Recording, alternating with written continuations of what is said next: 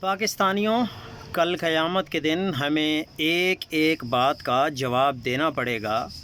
ہمارے لیے آج حقوق کی فلسطین کے لیے جو جنگ لڑ رہے ہیں وہ سارے مسلمان نہیں ہیں۔ وہ جو سویڈن کی تھمبرگ ایک نوجوان لڑکی ہے 22 سال کی، اس نے فلسطین کی خاطر وہ ظلم برداشت کیے ہیں کہ اس کو جب پکڑا،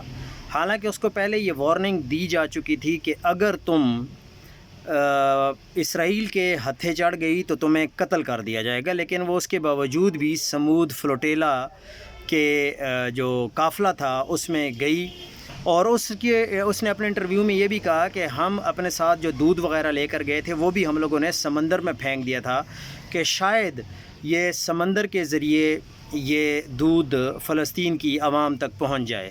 اور جو ہم اپنے ساتھ آٹا وغیرہ لے کر گئے تھے، اگر 100 کلو کا آٹا بھی فلسطین میں پہنچ جاتا تو اس کے لیے چاہے میری جان چلی جاتی تو میں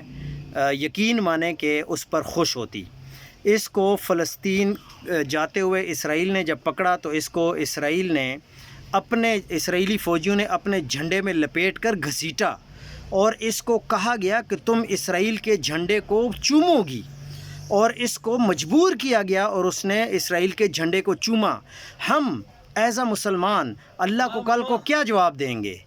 ہم کیا جواب دیں گے؟ ایک کافر ہمارے لیے لڑ رہا ہے فلسطین کے لیے، اور ہم یہاں پہ صرف باتیں کر رہے ہیں۔ ہمارے پاس اللہ نے فوج دی ہوئی ہے، ہمارے پاس اللہ نے کیا کچھ ہمیں نہیں دیا ہوا ہے، اور ہم باتیں کرتے ہیں کہ ہم فلسطین کے لیے جانیں قربان کر دیں گے، اور یہاں پہ ہم فلسطین کے لیے ایک جھنڈا نہیں نکال سکتے۔